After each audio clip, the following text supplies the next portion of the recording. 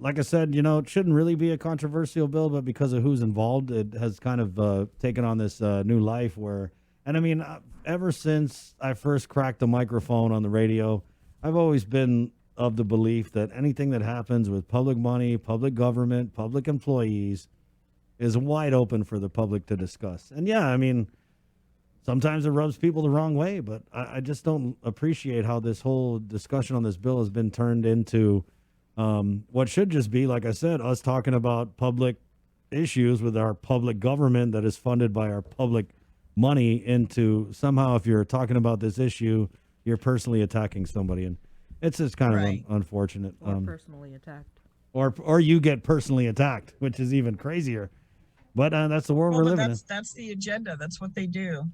You notice every senator that speaks up against them, that's the next person on target.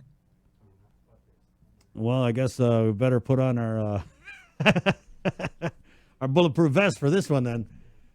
Senator Brown, so I just wanted to start because I remember back in the good old days, and I don't know how far back you want to go for this, but back in the good old days when you had a bill like this that was about hiring or anything to do with like the government of Guam, you would get these relevant agencies and they would come out to these public hearings and they would provide testimony. For example, if you had a bill that would, do something and impact the police department, then the police department would come out and they say, oh, this is why we support it. Or, hey, did you know that if you do this bill, it's going to create this kind of problem or what? That's the whole point of a public hearing. So that being said, I was kind of surprised that we didn't get anybody from Department of Administration or even the AG's office who were so quick to defend this hiring. Why didn't we see that kind of testimony from relevant government agencies? You know what I mean? Yesterday, it was just empty. Well, I agree with you. I mean, it's a good question. You would think that those key agencies would have some response to it, but this seems to be the standard these days, unless they're really pressed on an issue, they don't have a comment or they just let it go by. Were you surprised at all, though? I sometimes I think I shouldn't be surprised at too much. I've been in this business for a long time, but shall we borrow their words? It is what it is. I mean, it's an unfortunate circumstance and situation, because they're put in an interesting position in trying to justify the actions that were taken and the example that's being set by the hiring of this individual, especially as mentioned by the speaker. This is a recent incident. This is something I think many of our people were very bothered and disturbed when they found out to begin with that, once again, we have our public officials that were working up at the Department of Corrections that were supposed to be there to protect the public interest, and they're helping smuggle in the contraband and the drugs and doing the deals that they were doing while they're being paid and the jobs that they have and not being responsible individuals, even more so, just not being responsible citizens. Nowadays, it's like anything goes. I mean, you were talking earlier about this poor little 6-month-old baby, and when we hear things like that, it's just very bothersome because you're going, what is the explanation? Oh, they're on drugs, or the parents are on drugs, so that's somehow supposed to explain why this, innocent, helpless child is left in this circumstance surrounded by these illegal drugs. And, we don't hold people responsible anymore. It's, they have a problem and we need to treat the problem and it's okay. We need to, and I grew up of a generation and parents that kind of like expected you to be responsible. And it's not that we don't all make mistakes, but we want to know what you're doing to correct it and get back on track. And nowadays it's like, this is acceptable. This is the way to go. As a matter of fact, let's embrace it. Let's roll out the red carpet. And hey, if you're corrupt and you're playing the wrong game, run to the front of the line because we will reward you for it. And that's just the wrong message. I mean, too many of our people are suffering, and I think we need to do a better job, especially with the standards we set in the government of Guam for public officials. That to me, like I said, is everyone that works for the government of Guam, because I'll tell you, I'm only in my second month and I don't know whether to look left, right, up or down because I keep getting, other issues that come knocking on my door saying, hey, by the way, this is going on in this department and this is going on in that department. It's like, wow, this is the standard. The standard's a very low standard. And people, because there's a shield around the rest of the government of Guam. Certainly you and anyone else can come and ask a question of me as a public official, but When you get down into the inner workings of the government, oh, I'm sorry, we can't provide a comment. That's a personnel matter. We can't respond to that. And you're seeing some really bad things happening, and yet the individuals involved are not being held responsible. As a matter of fact, the system, the way it's set up now, actually rewards it. I mean, all you need to do is look at the Port Authority. I mean, where would it ever be acceptable, an agency overpays by $100,000 and it's like, oh, gosh, no big deal. What world are we living in? I don't understand it. I don't find it acceptable, and that's why I'm bringing these issues. I wish I could focus on other things, but every time I try to, I'll get another, dear Senator Brown letter. What's that one say? Wanting to bring to your attention this issue or that issue happening, and I think it's going to continue. I think there's a lot of not so good things happening out there in our government that our people are depending on. And as time goes on and people are going to realize that there's an avenue that they can bring those concerns to light, I think we're going to keep hearing more and more. Senator, unfortunately, I don't know if you caught our interview with the Port Oversight Chair, Senator Selena Nelson, yesterday, but there was I want to call it a revelation that had come out. And she was talking about this position of Program Coordinator 2. Again, that the Port General Manager, Roy Respicio, confirmed that he had hired former DOC officer Frankie Rosalind to fill. And what they did in defending this hiring was they said that it's not a political position because it was merit-based. He submitted an application. This is a quote from Port GM Roy Respicio. He was rated. He qualified for the job. He interviewed, and the interview panel came back with the recommendation. And the selection was made, and I made that selection. But Senator Nelson had said that based on documents that she received from the Civil Service Commission, she had found out that more than 10 people, and it sounded like, Bree, she was saying it was like a lot more than 10 people, right? Not like 11 or whatever. Yeah. But she said that more than 10 people applied for the Program Coordinator 2 position that was open at the port. And then here's a quote from Senator Nelson on yesterday's link. So we went through it, and we have listing. And there's probably like 5 very good candidates that have experience, that have degrees. I think even one had their master's degree. And although Senator Nelson wouldn't go as far as saying Rosalind wasn't the most qualified applicant, she does say that an overhaul of the hiring process might be needed. So I wanted to ask, what did you kind of make of that? Because that was how they held up that this was prim and proper, was that it went through this panel as part of the merit system. Well, I mean, it's unfortunate that if that's the case. I mean, I'm not seeing the documents that she's referencing. I'm not a member of her committee.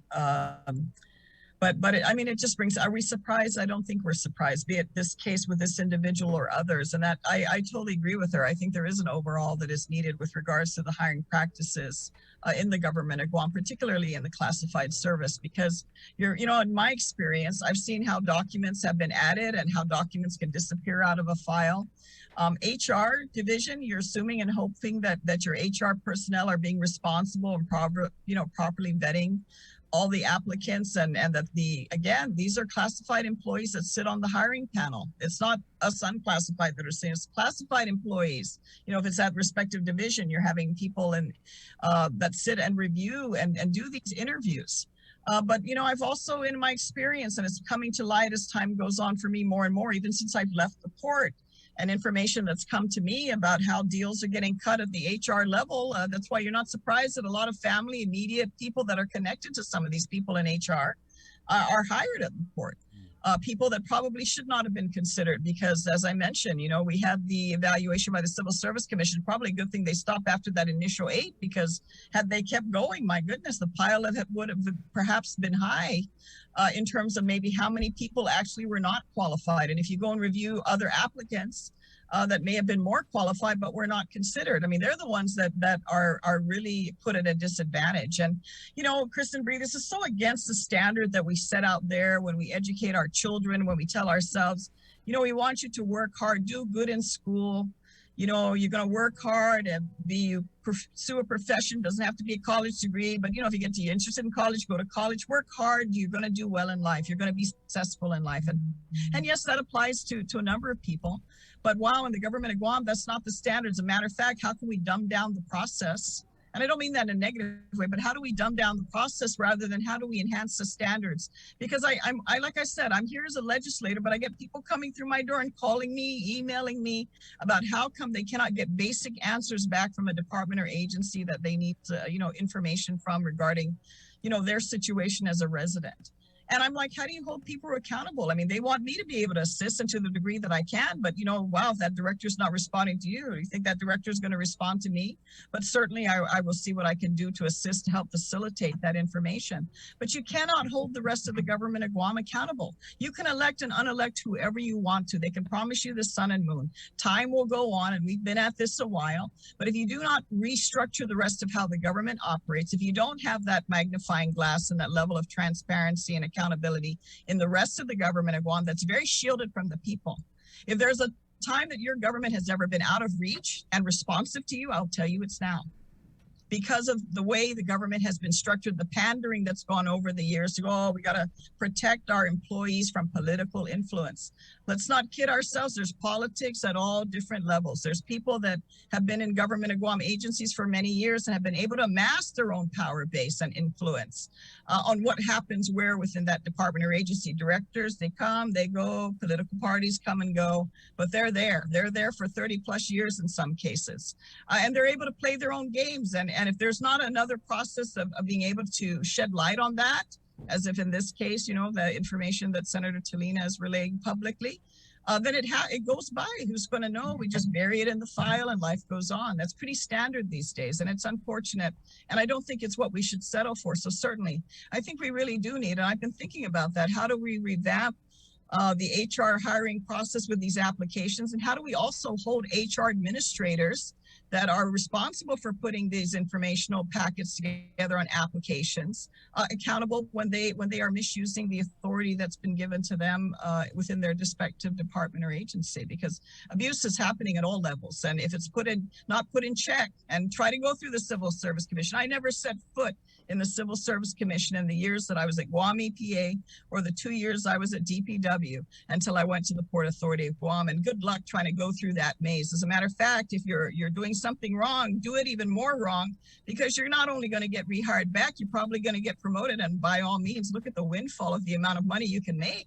It's like, please, adverse action me because it's to my advantage, rather than following the rules and being good. And there are a lot of good people. There are a lot of good people at the port, and I feel for them because, wow, they're trying to do the right thing, but all around them, they're seeing people doing the wrong thing. And there's people that are doing the wrong thing are getting rewarded for it. And that's what current management is holding up high to go look at these examples. This is what they're so prideful about it. I don't know what planet they're on, but I'm looking at it and going, gosh, this is just backwards. This isn't how it should be. This is not what we say when we go out there and run for office. And it's not what's being delivered. And I just think we need to change that. If we don't change it, 10, 20 years from now, we'll still be having, well, not with me. I don't think I'll be here doing this, but, or what you're doing, but it'll be the same issue of discussion if we don't take that shield that covers and allows this kind of stuff to fester. Because I think people need to be held accountable at all levels. And I don't think we keep using the excuse, oh, it's politics. We got to protect our people from politics. Some of these people are playing their own level of politics, and they're using the public resources to do it. Senator, go ahead. No, I was We're just send me to AA. Right. Wow. Send me to AA. I don't care. Yeah, let's mistakenly just overpay you by $100,000 and say, oh, no, you don't have to pay it back. It's okay. They just didn't do their formulations right. I mean, what planet are we living on that this is allowed to happen? Where is this acceptable? And it should not be. Senator, it should not be. Let me just ask, moving forward, right? So you had the public hearing. You're still accepting testimony up to when? Sure. Yes, and I believe it's normally 10 days after the hearing. They just have to address it to Senator Joanne Augustine's committee so it can be included in the official record. But, the way forward, debate on the session floor, how do you anticipate that to be? And where are you with securing the needed votes to see this measure through? Well, I'm fairly optimistic. The odds that we can at least get it passed, are we going to get it passed for a veto proof? We'll have to see. And that's why I said from the very, very beginning, it's really a time and moment for the rest of our colleagues to stand up and be counted, because we already know the landscape. You know the landscape. We can already look and say, oh, these are the senators that pretty much 90.5% of the time are aligned with the administration. But that's not going to stop me from moving it forward. I mean, if this bill passes, I think that's the desired objective. If it gets vetoed, then that's on the administration to account to the people of Guam why they find this acceptable. Because to even get an individual to a point of pleading guilty on official misconduct or being convicted on a point, that's a lot of work and effort that went into even get that there. Many people, what the standard is, which I think is something we also need to look at. When an employee gets caught doing something they shouldn't have been doing, most of them immediately resign. They don't want to go through the adverse action process. They don't want to put their dirty business out there, and formalize that. Because once you do, and they have to take it to civil service, it becomes public. Right. Many of them immediately resign, especially those that are caught with they test positive for illegal drugs. That's a standard. They'll resign right away. They'll lay low, and then, maybe they try and pop up a few years later, or they'll pop up in another government of Guam agency. And then I start getting, hey, did you know so-and-so got, they stepped down from this agency and they're actually at the port now. But did you know that, you don't know because you're not aware that that information it ever went anywhere. There was never an adverse action because they resigned. And that's a pretty common process. I actually got a comment from the governor's communications director on the governor's stance on this bill. And the comment was, Governor Leon Guerrero has not reviewed the bill in its entirety. However, in principle, she believes in second chances and the ability of reentry for those making the full effort to turn their lives around. That sounds like a veto to me. Well, and if that's the position she wants to take on some of these offenses, then that's why you see what you see happening in the community. Because instead of holding a higher standard and holding people responsible, we want to, it's like the hearing that Senator Talina had when Rory brought forth this most recent employee. And I'm sure he had to put it out front. I'm sure he was advised by his media strategist that works there. Let's put this employee up for everyone to see that this is who we hired. And I think it's wonderful. Anyone who's able to get their lives on track, good for them and their family moving forward. But to parade that as the example, someone who has, how many convictions behind them and the felonies behind them, and say, this is the example of what we want. I don't think it should be. There are probably areas that they can work, but certainly not in sensitive areas where we're dealing with a major drug problem. I mean, look at this story with a 6-month-old baby in our community. We should all be disgusted by that. It makes you want to look at those parents going, where is your mind? How could you do this to an innocent child that cannot take care of themselves and fend for themselves because we're so self-absorbed with our own drug use and our own personal needs that we would let a poor child like this, an innocent baby that's just been brought into the world, be treated like this? And many, we hear many of this. I mean, my first cousin retired from this division in government at Guam and had to deal with these cases. And you're just going, what is going on? When did this become acceptable? Because we're all for second and third chances.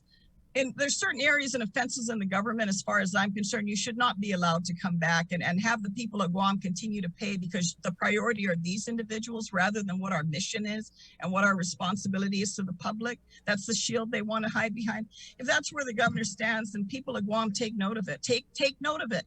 Because when you fear your own safety in your own home, when you fear for your children, you can't even put them on the bicycle and let them ride around the village anymore. When you fear for the safety of your vehicle, when you fear every time you leave your house, when you have to worry about, gosh, am I going to get broken into? Is my family member going to get harmed? When you need assistance and follow up through the government for just basic services and you're not getting it, well, then, hey, I guess we're all for second, third chances, because you are not the priority. You are not the priority. And all you see is the same old political nonsense going on and people amassing their own benefits at the public expense. And there'll be people like me out to complain about it, but so what? Let Joanne complain. We don't care. We're going to do what we want while we have the power to do it.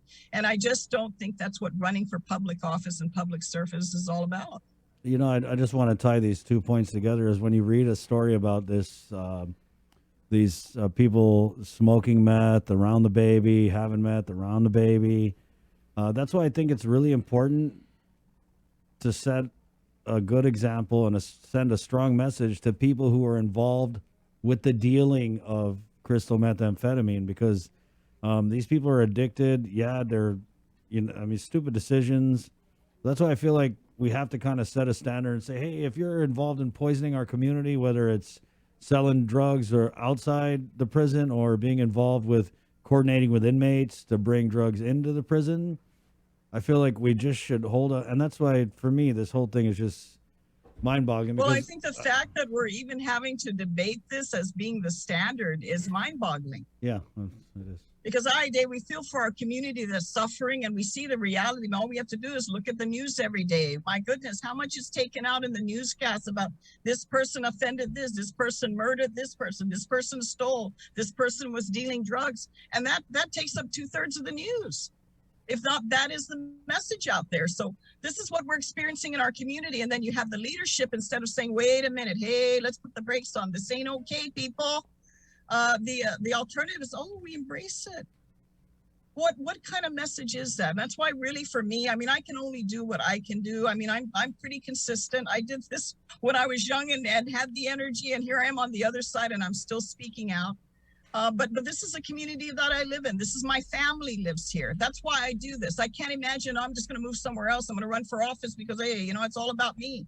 But we don't hold those standards. And when you have our own leadership in this community that lets it slide by, then the people need to decide that for themselves. I can't make them decide that. I mean, I know what my expectations are and what my standards are. I know what it is with the people around me that raise their concerns when they see what's going wrong in government, that are very frustrated, and I share that with them. But that's for them to decide. We get all excited with, Lana, the next election is coming up next year, and who's your Godzu, and who are you going to support? But what does that represent? Who really are these people, and what are they going to do when they get into office? And are they going to be working on your interests, or are they just going to let things slide and say it's all okay? And, we just have a few dissenters and detractors there that are, just complaining, but everything's good. And I'm sorry.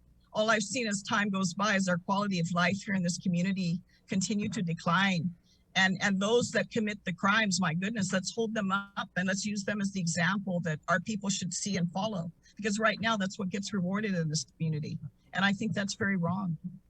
Thank you, Senator. Yeah. You're good? Yeah. Yeah. Well, Never a keep it- dull Thank moment, you. huh? Yeah, I know. Hey, That's why I like having Anyway, you you on. guys, You always guys tell it take like care. it is. Yeah, you too, Senator. Take care. Stay well, it's safe. good to talk to you. Always. All right, you on. too. There you go. Bye-bye. Senator Joanne Brown.